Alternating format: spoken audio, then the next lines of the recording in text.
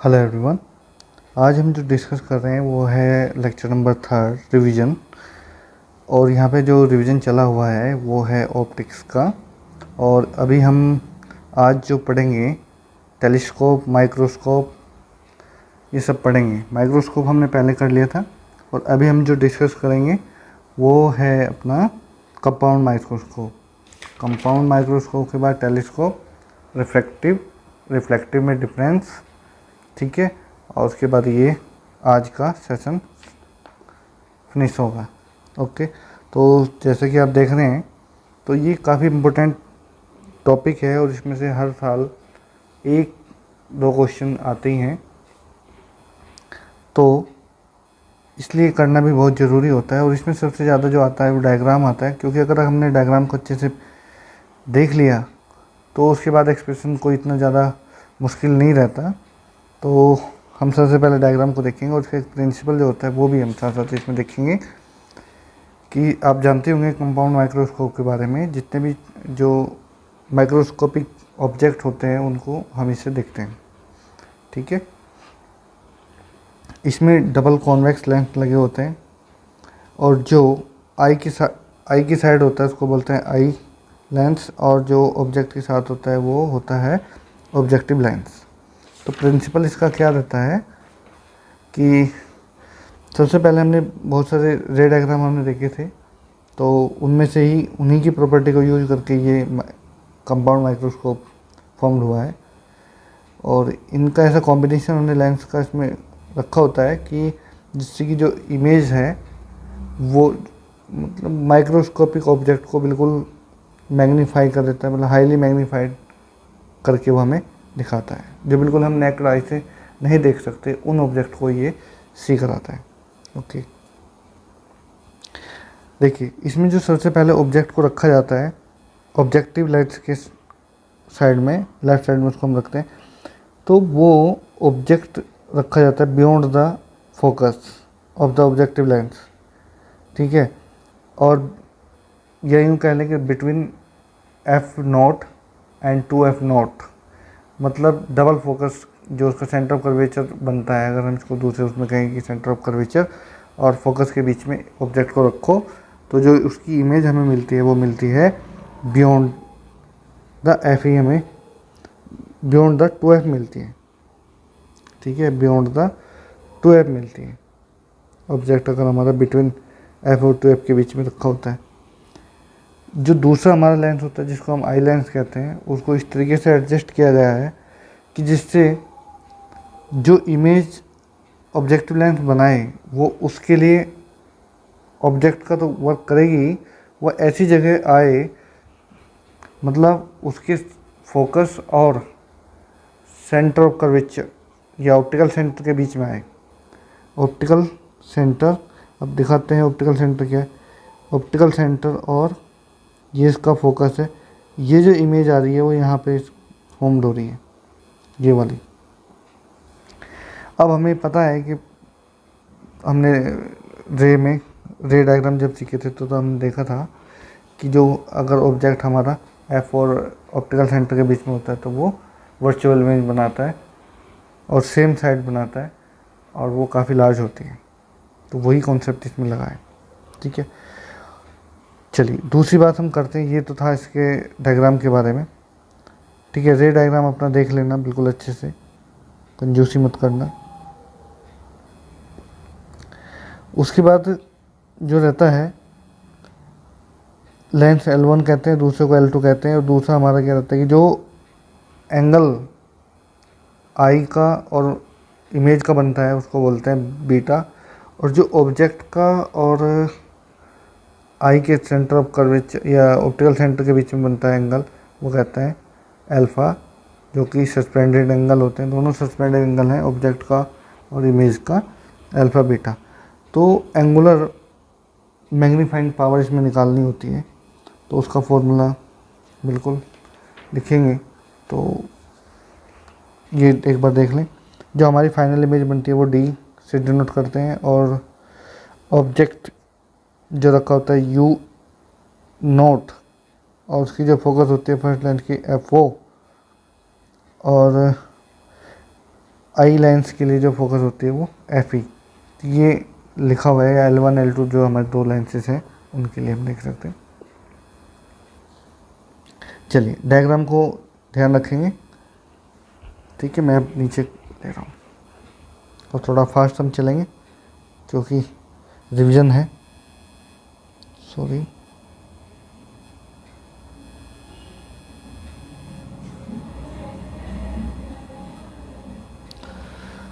हमें क्या करना है, मैग्नीफाई, एंगुलर मैग्नीफिकेशन भी इसको हम बोलते हैं। तो formula M P equal to, जैसे उसमें लिखते थे बिल्कुल वैसे ही, beta upon alpha, beta upon alpha ये रहेगा, बीटा अपॉन एल्फ़ा रहेगा और हमें बीटा और एल्फ़ा की वैल्यू निकालनी है। इसमें हम एक जो कॉन्सेप्ट लगाएंगे, ये अल्फ़ा और बीटा जो हमारे यहाँ वेरी स्मॉल होते हैं, तो एक रिलेशन होता है हमारा जब हम थीटा को फाइंड आउट करते हैं, वो चाहे साइन थीटा, कोस थीटा और कोस थीटा के लिए फाइंड आउट करें, उनकी जो वैल्यू होती है लेंथ बाई आर रहती है। तो इस फॉर्मूले को भी हमें साथ साथ लेके चलना है, तो हम यहाँ से निकाल लेंगे। देखो ना, तो बीटा की वैल्यू जब अगर हम निकालते हैं तो ये बीटा किन किन के बीच में बना था, इमेज के और जो C2A डबल डैश है उनके बीच में बना था। अभी मैं दिखाता हूँ इसमें डायग्राम में। और जो अल्फ़ा हमारा मिलेगा वो मिलेगा PA डबल डैश अपॉन में C2A डबल डैश। तो ये देखना डायग्राम में कहाँ है, ये हमने, सॉरी लॉक करते हैं, ये हमारा है बीटा और ये हमारा है अल्फ़ा। तो बीटा हमने यहाँ से निकाला और अल्फ़ा हमने ये जो लिया है वो, ठीक है, ए बी डैश है, मतलब यहाँ पे हमने तो पी और ए डैश लिया है और दूसरी जो डिस्टेंस ली है वो ली है ये हमने क्यों ली है, क्योंकि ये दोनों में कॉमन आ गई और जब जो चीज़ दोनों में कॉमन आती है तो उसे कैंसिल आउट करने में आसानी होती है, ठीक है। हमने अल्फ़ा बीटा निकाल लिया, ओके। उसके बाद हम इसको फॉर्मूले में रखेंगे एम पी के, ये जो हमारा फॉर्मूला है इसमें हम रखेंगे इसको, इस फॉर्मूले में इसको रखेंगे और जैसे हम इस फॉर्मूले में इसको रखेंगे तो हमें क्या मिलेगा, तब देखना इसमें कुछ कटेगा, कुछ चीज़ें कॉमन है ना, ओके। तो हमें क्या मिलेगा, A double dash B double dash upon PA double dash, ये हमें मिल जाएगा, राइट। और जो इसमें हमने अभी अभी देखा था कि जो PA डबल डैश है वो AB के इक्वल था, ठीक है, ऑब्जेक्ट हाइट है, ठीक है, ये भी बात हमें पता है। तो हम यहाँ पे लिख सकते हैं इसको चेंज करके कि A double dash B double dash अपन में AB लिख सकते हैं, बिल्कुल लिख सकते हैं, कोई दिक्कत नहीं है। अब अगर इसमें हम यहाँ पे हम थोड़ा सा चेंज और करना चाहें, क्योंकि हमें तो रिलेशन बनाने हैं, फॉर्म करने हैं, A dash B dash, A dash B dash, इससे कोई ख़ास फ़र्क नहीं पड़ा, हमने मल्टीप्लाई कर लिया, इतने से डिवाइड किया तो कोई ज़्यादा फ़र्क नहीं पड़ा। पर हम इसको ऐसे लिख देंगे, अगर A double dash B double dash अपन में A डैश B डैश, यहाँ पे एक है, into A dash B dash अपन में AB। अगर हम इसको ऐसा कर देते हैं तो कोई फ़र्क पड़ेगा क्या, नहीं पड़ेगा, ठीक है। देखो यहाँ पे फ़र्क तो पड़ा नहीं, पर बाकी बहुत सारी चीज़ें चेंज हो गई। जैसे हमने किया तो जो यहाँ पे हमें वैल्यू मिलेगी, जो मैग्नीफिकेशन है ऑब्जेक्ट लेंस का वो MO कह देते हैं और वो ये हमें मिलता है, ये मीन्स ये हमारी जो वैल्यू है वो मैग्नीफिकेशन किसकी है, ऑब्जेक्टिव लेंस की। तो ऐसे ही हमारा आईपीएस जो लेंस है उसके लिए निकालते हैं। देखो यहाँ पे double dash B double dash अपन में A डैश B डैश, तो ये ME की वैल्यू मतलब मैग्नीफिकेशन ऑफ आई लेंस ये हमने निकाल दिया। और ये अगर मैं दोनों वैल्यू उठा के इसमें इक्वेशन जो भी कहना चाहे आप कह सकते हैं, मैंने कुछ बोला नहीं इक्वेशन को, ठीक है, इसको 1 बोल दो, और इसको 2 बोल देते हैं। तो ये जो वैल्यू है किस में रखनी है हमें, equation, put the value in equation 2। तो हमने इक्वेशन नंबर 2 में रखनी है। तो हमें जो मिलेगा एम पी वो मिलेगा m0 me0, ये मिल जाएगा। या क्रॉस लगा लें या सिंपली लिख दें, मल्टीप्लाई में होते हैं दोनों, ठीक है। और अब हम MO को निकालते हैं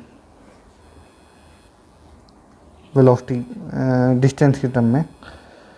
तो यहाँ पे लिखते हैं MO इक्वल टू क्या होता है, a dash b dash upon में a b। इसको हम ऐसे भी लिख सकते हैं, ये हमने फॉर्मूला पढ़ा था, बिल्कुल पढ़ा था, दोनों ओ में लिखे। यू भी क्या है, डिस्टेंस ऑफ ऑब्जेक्ट और इमेज होगी, ठीक है। उसके बाद क्या, जब हमने इतना कुछ कर लिया, अब उसके बाद क्या, अब एम ई की वैल्यू को निकालेंगे। एम ई की वैल्यू को फाइंड आउट करने के लिए क्या, सेम फॉर्मूले को लिखते हैं। अब ए डैश ए डबल डैश क्या है, वी है, और ए डैश बी डैश क्या है, यू है, यू ही है। जो हमारा ऑब्जेक्ट की इमेज बनी थी वो इमेज है ये, ठीक है। फिर हमने इसमें वी को कुछ बोल रखा है, डी बोल रखा है, और यू ई को क्या बोल रखा है, यू ई को यू ई बोल रखा है, कोई अलग नहीं किया। जब ये हमारा कुछ हो गया सब कुछ, उसके बाद हम इस लेंस के लिए, मतलब L2 लेंस के लिए एक फॉर्मूला लगाएंगे, लेंस फॉर्मूला, ये याद होगा सबको। ये सब वैल्यू ध्यान रखनी है। और जो हमने एम ई की निकाली अभी और एम ओ की निकाली थी, तो यहाँ पे u माइनस प्लस वी। अब ये जो हमने अभी भी एम ई की वैल्यू निकाली, अब यहाँ से हम एम ई की वैल्यू एक और निकालते हैं और फिर इसको आपस में कनेक्ट करते हैं। तो साइन कन्वेंशन भी लगाना है, और जैसे हमने इसमें साइन कन्वेंशन लगाया तो यहाँ पे हमें 2 माइनस हुए। तो अगर हमें 2 माइनस होंगे तो ये प्लस हो जाएगा, और डी भी हमारा माइनस का होगा और डी भी हमारा माइनस का होगा, तो प्लस नहीं लेंगे यहाँ पे, सीधा मैं साइन चल लिख ही देता हूँ, तो मैं लिख दिया अभी 1/f ये लिखा। अभी हम क्या कर सकते हैं, अभी हम ये कर सकते हैं, साइन कन्वेंशन लगाने के बाद लिखा हमने। अभी कोई सोचना मत कि ये कहाँ से आया, यू भी माइनस का होता है, एक यू यहाँ पे था तो 2 माइनस हो गए थे इकट्ठे, और ये भी अपना माइनस में ही आएगा। तो U E minus 1/d equal to F E. तो मैं क्या करूँ कि इसमें डी की मल्टीप्लाई कर देता हूँ। अगर मैं डी की मल्टीप्लाई अब वो इसी इक्वेशन में कर देता हूँ तो मुझे क्या मिलेगा, तो डी बाई यू ई, और ये मैं उधर निकाल दूँ, चलो अभी नहीं निकालते। तो यहाँ पे -1 इक्वल टू 1/, ये भी डी भी आएगा, और साइड करना होता है। तो ये 1 जो है उधर लेके गए, तो डी बाई यू ई की वैल्यू हमें जो मिली है 1 प्लस टी बाई एफ, ये मिली, ठीक है, मिल गई। अब हमने देखा, क्या देखा, हमने देखा, अभी दिखाते हैं क्या देखा, कि ये वैल्यू जो है एम ई की थी और एम ई निकल गया। तो एम ई की वैल्यू, एम ई की जगह हम वो वैल्यू पुट कर सकते हैं, ठीक है। एम ओ की वैल्यू निकल गई, तो सब वैल्यू को क्या कर दिया हमने, कन्वर्ट कर दिया। एक तो किसको, जब भी लास्ट में निकाला, और एक एम ओ की वैल्यू अभी भी निकाली थी, इसको देख सकते हैं। एम ओ की वैल्यू कहाँ निकाली थी, ये वाली वैल्यू, इस वैल्यू को लेंगे एम ओ को, और बाकी उस वैल्यू को लेंगे, और दोनों को क्या कर देते हैं, मल्टीप्लाई में रखते हैं। किस फॉर्मूले में रखेंगे, इस वाले फॉर्मूले में रखेंगे, ठीक है। चलो ये प्रूफ हो गया, बस समझो कि काफ़ी इजी था, सबको आई होप समझ में आया होगा। तो वैल्यू पुट करनी है ना, एमओ की वैल्यू कितनी थी, एमओ की वैल्यू आ गई, यहाँ पे लिखते हैं M P equal to, M O था हमारा V naught minus U naught bracket 1 plus D by F, ये वैल्यू थी। और ये हमने किसकी वैल्यू निकाल दी, एम पी की वैल्यू निकाल दी। ठीक है, ये किसके लिए था, डिस्टिंक्ट विजन के लिए था। और कई बार तो ये डिफरेंस आया था, डिस्टिंक्ट विजन का डायग्राम बनवा ले, कभी नॉर्मल विजन के लिए डायग्राम बनवा लेते हैं, तो ज़्यादा ध्यान रखना है। और बस यहाँ पे नेक्स्ट पेज पे हम चलते हैं। एक चीज़ और यार थोड़ा सा ध्यान रखने की है, लेंथ ऑफ माइक्रोस्कोप कभी कभी पूछ लेता है, तो उसका मैं फॉर्मूला लिख देता हूँ, length of microscope, length of microscope क्या होता है, V naught plus U E. ठीक है, इसमें अगर हम वैल्यू को रख देते हैं तो लेंथ ऑफ माइक्रोस्कोप हमें मिल जाएगी। अब नॉर्मल विजन के लिए चलते हैं।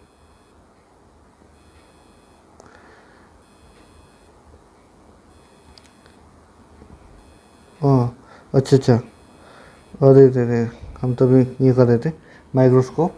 तो माइक्रोस्कोप में नॉर्मल विजन नहीं होता, तो इसलिए इसमें तो बस इतने रहेगा। और उसके बाद ये तो टेलीस्कोप है, नेक्स्ट वाला टॉपिक हमारा है टेलीस्कोप, तो हम टेलीस्कोप देखेंगे। तो टेलीस्कोप में क्या है, बिल्कुल आसान है, टेलीस्कोप भी कोई दिक्कत नहीं है। तो टेलीस्कोप में क्या होता है, बिल्कुल उसका अपोजिट मान सकते हैं हम, और उसमें डिस्टिंक्ट विज़न होता है। उसमें पहले जो हमने कंपाउंड माइक्रोस्कोप पढ़ा है उसमें नॉर्मल विज़न नहीं होता, ठीक है, क्योंकि ऑब्जेक्ट इन्फिनिटी पे नहीं होता, ठीक, तो पास में होता है, इसलिए नॉर्मल विज़न वहाँ पे नहीं होता। ओके, अभी हम चल रहे हैं टेलीस्कोप पे। और टेलीस्कोप क्या है, जहाँ पे क्या होता है कि ये भी ऑब्जेक्ट को मैग्नीफाई करके हमें दिखाता है, बट ये ऑब्जेक्ट काफ़ी दूर होते हैं, इसलिए इनका नाम टेलीस्कोप रखा गया है। जो दूर की ऑब्जेक्ट होते हैं उनको हमें दिखाता है, डिस्टिंक्ट होती हैं। इसको कैसे करते हैं, क्योंकि ये अभी ये तो प्रिंसिपल भी सीधा सीधा यहाँ पे पता लग ही जाएगा। और क्योंकि रिफ्लेक्टिव टाइप टेलीस्कोप हैं सारी, क्योंकि ऑब्जेक्ट हमारा कहाँ रखा है, इन्फिनिटी में, ठीक है। अगर ऑब्जेक्ट हमारे इन्फिनिटी में रखा होता है तो इमेज कहाँ बनती है, फोकस पे बनती है। अगर हम और बड़ा करना चाहें कि इमेज हमें बड़ी दिखे, क्योंकि जितनी ऑब्जेक्ट दूर होगा तो पॉइंट ऑब्जेक्ट हमें मिलने वाला, तो हमें चाहिए क्या, लार्ज ऑब्जेक्ट। तो उसके लिए क्या करें, हम वापस उसको फोकस और ऑप्टिकल सेंटर के बीच में ऑब्जेक्ट को फॉर्म करा दें। मतलब जो हमारी इमेज आए वो इस तरीके से एडजस्ट हो कि ऑप्टिकल सेंटर और फोकस के बीच में इमेज फॉर्म्ड हो जाए। किस लेंस के लिए, सेकंड लेंस के लिए। और इसमें सेकंड लेंस हमारा क्या होता है, लेंस अपर्चर का होता है, और जो ऑब्जेक्टिव लेंस होता है वो लार्ज अपर्चर का होता है। और जबकि हमारे जो कंपाउंड माइक्रोस्कोप थी उसमें इसका अपोजिट होता है। जो आई लेंस होता था वो बड़ा होता है, लार्ज अपर्चर का होता था, और जो ऑब्जेक्टिव लेंस होता है तो स्मॉल अपर्चर का होता था। इसमें टेलीस्कोप में लार्ज अपर्चर का होगा ऑब्जेक्टिव लेंस, और स्मॉल अपर्चर का होगा आई लेंस, ठीक है। लगभग इसकी जो थ्योरी है लगभग बिल्कुल सेम सी है। तो इसमें भी वही हमें मैग्नीफाइंग पावर निकालनी है, और सेम वैसे ही कुछ करने वाले हैं हम। तो जैसे कि आपके सामने डायग्राम है, इन्फिनिटी कोई रे आई और एफ ओ पे इसकी इमेज बनी, और ये एफ ओ कहाँ है, ये हमारी जो एफ ओ है वो एफ ई और सी टू के बीच में, एफ ई और सी टू के बीच में। तो इसका मतलब ये ऑब्जेक्ट कैसा बनाएगा, वर्चुअल इमेज बनाएगी, ठीक है।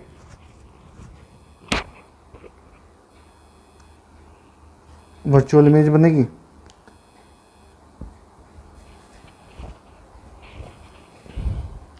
चलो ठीक है, वर्चुअल इमेज बन गई। अब नेक्स्ट चलते हैं हम फटाफट, कहाँ पे चलेंगे, नीचे चलते हैं। यहाँ पे हम क्या देखने वाले हैं, मैग्नीफाई पावर देखने चाहते हैं, और मतलब एम पी निकालेंगे। और एम पी के लिए क्या, वही बीटा अपॉन अल्फ़ा हमें फाइंड आउट करना है।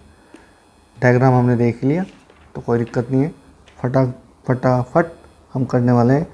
और यहाँ पे हम अल्फ़ा बीटा की वैल्यू निकाल लेंगे। वही कॉन्सेप्ट हमारा लगने वाला है, थीटा स्मॉल होगा। अगर हमारा अल्फ़ा बीटा गामा स्मॉल है तो एल बाई आर का रूल फॉलो करेंगे हम। तो बीटा की वैल्यू हम निकालते हैं। बीटा की वैल्यू जैसे निकालेंगे तो ए डैश बी डैश और सी टू ए डैश। यहाँ पे आपने अल्फ़ा बीटा देखे होंगे, चलो फिर से दिखा देता हूँ। अल्फ़ा बीटा कहाँ है, तो ये हमारा क्या है, यहाँ पे कलर चेंज कर देता हूँ। चलो ये जो है अल्फ़ा बीटा है यहाँ पे, और ये हमारा है अल्फ़ा, ठीक है। ये हमारा क्या है, अल्फ़ा। तो ये बनाएगा यहाँ से और ये बनाएगा यहाँ से, ठीक है। बाकी सब कुछ वैसे ही है। तो इसमें ट्रायंगल लॉ लगेगा, यहाँ से इधर और यहाँ से इसमें लगेगा ट्रायंगल लॉ।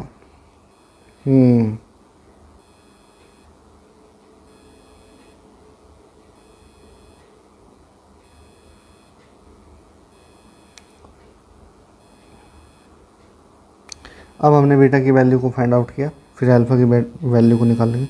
अल्फ़ा की वैल्यू जैसे हम निकालते हैं तो हमें क्या मिलेगा, ए डैश बी डैश अपन में सी वन ए डैश, ठीक है। ये चीज़ हमने निकाल ली। अब क्या करने वाले हैं, अब इनकी वैल्यू पुट करते हैं कौन साइन कन्वेंशन के साथ में, या अल्फ़ा बीटा की वैल्यू चलो इसमें इस इक्वेशन नंबर 1 मानते हैं, तो इसमें वैल्यू को पुट करते हैं। ये हर बार निकालना होता है हमें। तो एम पी की वैल्यू निकालते हैं। एम पी की वैल्यू जैसे हमने निकालने के लिए गए तो हमें कुछ मिलेगा, कुछ कटा क्या, कटा, ठीक है, कटेगा। ये हमने उल्टा कर दिया क्या, ओके हाँ। तो जैसे ही वैल्यू रखेंगे तो वैल्यू रखते ही हमारी ये वाली टर्म इससे कट जाएगी, क्योंकि अपोन में रखेंगे। तो हमें क्या मिलेगा भाई, हमें मिलेगा सी वन ए डैश अपॉन में सी टू ए डैश। ये हमें मिल गया एम पी। चलो सी ए डैश की वैल्यू कितनी होती है, सी वन ए डैश की जो वैल्यू होती है एफ ओ है, ठीक है। और जो सी टू ए डैश है उसकी जो वैल्यू होती है माइनस यू ई, ठीक है, साइन कन्वेंशन के साथ में। तो दोनों की वैल्यू रखें तो अगर हम दोनों की वैल्यू रखें तो एम पी इक्वल टू क्या मिलेगा, minus F O by U E, ये हमें मिल जाएगा, ठीक है। और डिस्टिंक्ट डिवीजन के लिए कॉमन यहाँ तक हमने कर लिया। अब यहाँ पे डिस्टिंक्ट डिवीजन के लिए हम करेंगे। अगर हमारा डिस्टिंक्ट डिवीजन है तो minus one by u plus one by v equal to one by f naught e लगा लेते हैं। आई लाइन्स के लिए करते थे, उसमें भी हमने आई लाइन्स के लिए किया था, बिल्कुल वैसे ही। तो वैल्यू सेम वैसे ही रखनी है। यहाँ पे भी one by U E plus आएगा और माइनस वन बाई डी बिल्कुल वैसे ही है, और एफ ई, ठीक है। मैं सब वैल्यू रख ली और उसके बाद इसमें डी की मल्टीप्लाई करते हैं। इसमें हम क्या करेंगे, क्योंकि हमें तो एफ ओ बनाना है, ठीक है। तो यहाँ से मैं वन बाई ई की वैल्यू निकालता हूँ। तो one by E equal to one by F E. तो मैं इसको इधर भी लेके गया, डी को प्लस का होगा one by F E plus one by D, पर मैंने इसमें वन बाई डी में से वन बाई एफ कॉमन ले लिया। तो वन मेरा बचेगा यहाँ पे कितना, वन प्लस एफ ई अपॉन में डी, ये मेरा बचा। तो इसको इक्वेशन कुछ भी हम कह सकते हैं। तो और वन बाई ई अभी अभी हमने देखा था, ये वैल्यू एमपी में जो निकाला है ये वाली, इसको मैं अलग अलग करूँ तो एफ ओ और वन बाई यू ई, और ये वन बाई यू ई है तो अगर मैं इसमें रख दूँ तो कोई दिक्कत है? कोई दिक्कत नहीं है। तो minus F O F E अंदर 1 प्लस एफ ई और डी, यह आ गया हमारा एम पी। किसके लिए? डिस्टिंक्ट रीजन के लिए। वही अगर हमें टेलीस्कोप की लेंथ निकालनी हो तो हम क्या करें? बिल्कुल वैसे ही करना है। देखिए, अगर हमें एल निकालना हो तो C1 कभी कभी पूछ लेता है, C2 equal to F0 plus UE, ये फॉर्मूला है। मतलब यहाँ पे हम जो रखे हैं, यहाँ पे FO और प्लस UE, ठीक है, ये वैल्यू हमें इसमें रखनी होती है। मतलब यहाँ पे लिख देता हूँ मैं, चलो और थोड़ा क्लियर करके, लेंथ ऑफ द टेलीस्कोप। अब ये हम क्या करने वाले हैं? चलो लेंथ तो निकाल दिया। अब नॉर्मल विजन के लिए, नॉर्मल विजन का डायग्राम हम देखते हैं पहले। नॉर्मल विजन में क्या होता है? अब हमारा ऑब्जेक्ट भी इन्फिनिटी पे है और जो हमें फाइनल इमेज मिली वो भी इन्फिनिटी पे मिली, ठीक है। तो दोनों चीज़ें इन्फिनिटी पे होगी। अगर हमारी दोनों चीज़ें इन्फिनिटी पे होंगी तो क्या होगा? अब एक फॉर्मूला आपने जो अभी भी निकाला है उसमें कुछ वैल्यू पुट करेंगे और अपना आंसर आ जाएगा। डायग्राम को देखना ही कई बार आया है तो इसलिए इसको अच्छे से देखना है। तो जो एम पी हमने निकाला था, M P equal to F O F E bracket 1 plus F E by D. अब जो हमारा डी है, अगर हमने गौर किया हो तो जो डी है वो कितना होगा?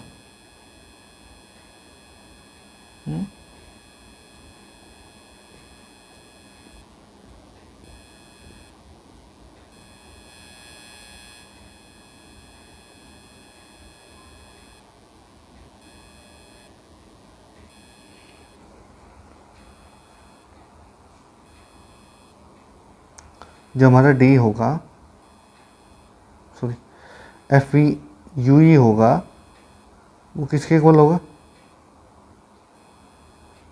जो यू ई होगा वो किसके इक्वल होगा? जो डी नहीं लेंगे हम इसमें, यू ई इक्वल टू होगा एफ ई के, ठीक है। अब इसके साथ हम क्या करने वाले हैं? अगर हम इसको देखें और इक्वेशन जो हमने पहले निकाला था एमपी का, माइनस एफ ई नहीं F O by U E, और यहाँ पे जो यू ई है इस फॉर्मूले का इस्तेमाल नहीं करेंगे, हमें काम चल जाएगा बिना इसके फॉर्मूले का इस्तेमाल करके, तो इसको नहीं करेंगे हम यूज। तो अपना जो पुराना फॉर्मूला आया था एमपी का, एफ नॉट बाई यू ई, उसको इस्तेमाल कर लेंगे। और यहाँ पे जो वैल्यू है चेंज हो गई, ठीक। तो चेंज क्या हुई? ये रखा। तो अभी हमने इसको बोला था कि U E equal to F E रखेंगे, ठीक है, रख दो F O by F E, simple, यही हमारा आंसर होगा, ठीक है, नॉर्मल विजन के लिए। ओके, तो लेंथ ऑफ द टेलीस्कोप भी निकालनी होती है। तो लेंथ अगर टेलीस्कोप की निकालते हैं वो भी नॉर्मल एडजस्टमेंट के लिए, तो दोनों एफ ओ और एफ ई दोनों का सम होता है। Okay, very good. तो अभी हम सीधे चल रहे हैं नेक्स्ट पेज पे, और इसमें हम लिमिटेशन देखेंगे रिफ्रैक्टिव टाइप टेलीस्कोप की।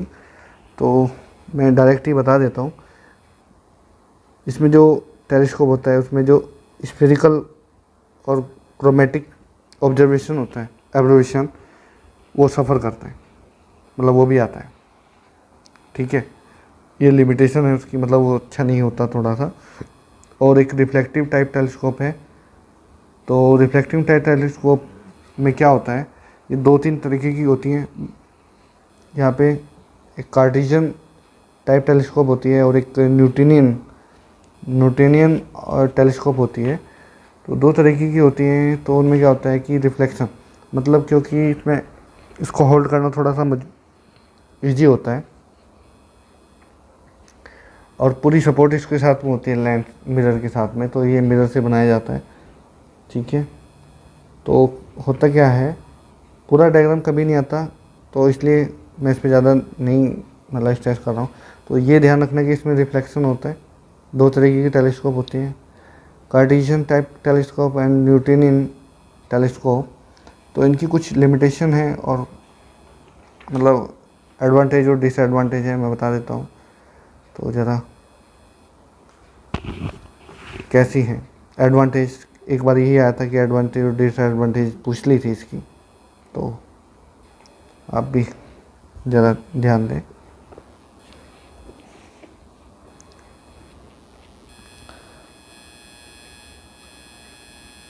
एडवांटेज ऑफ एंड डिस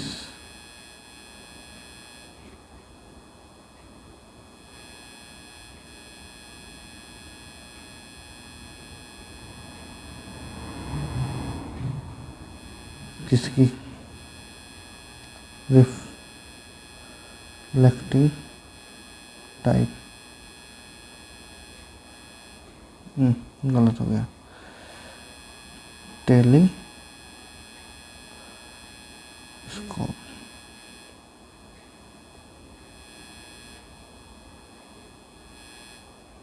ठीक है, तो रिफ्लेक्टिंग टाइप टेलीस्कोप, तो सबसे पहले हम एडवांटेज देख रहे हैं। तो एडवांटेज क्या है, तो एडवांटेज में क्या होगा कि जो रिफ्लेक्टिंग टैंक टेलीस्कोप है, एक तो इसमें क्या होता है, जो अभी अभी स्फेरिकल एवोल्यूशन है या क्रोमेटिक है, ये इनसे बिल्कुल फ्री होती है। मतलब उसकी जो प्रॉब्लम थी वो प्रॉब्लम यहाँ से रिमूव हो गई, किसकी, रिफ्लेक्टिव टाइप टेलीस्कोप में थी। दूसरा, जो इसका वेट होता है कम होता है, किसके मुकाबले, रिफ्लेक्टिंग टाइप टेलीस्कोप के मुकाबले। और फुल सपोर्ट होती है मिरर की पीछे से, लेंस में ऐसा नहीं होता, उसमें रिंग लगा होता है, तो उसका गिरने का थोड़ा जो है खतरा बढ़ जाता है। बाकी इसमें पीछे सपोर्ट होती है, तो support with the lens is supported rim only. और दूसरा एक और, ये इस पे जितनी भी लाइट इस पे आती है वो रिफ्लेक्ट नहीं होती, रिफ्लेक्ट कर देती है सभी लाइट को, तो ये भी हमें बेनिफिट उसका मिलता है। तो उससे जो इमेज होती है वो ब्राइट होती है थोड़ी सी। ठीक है, और उसको बनाना, थोड़ा मैन्युफैक्चर करना थोड़ा इजी होता है। और डिसएडवांटेज की भी बात कर लें तो डिसएडवांटेज में क्या होगा, थोड़ी सी डिसएडवांटेज भी होंगी। तो इनको बस एक थोड़ा सा है कि इनको एडजस्टमेंट करना थोड़ा सा मुश्किल होता है। मीन्स बनाना आसान है, सपोर्टिंग है, पर जब इमेज बनाने की बारी आती है ना, तब इमेज हम फॉर्म करते हैं, तो तब थोड़ा सा मुश्किल होता है। तो इमेज फॉर्म करना, एडजस्टमेंट करना थोड़ा सा इनकन्वीनियंट होता है। तो सेकंड पॉइंट हम इसमें देख सकते हैं, और जनरल पर्पज़ के लिए हम इसको यूज़ नहीं कर सकते। ठीक है, थर्ड पॉइंट,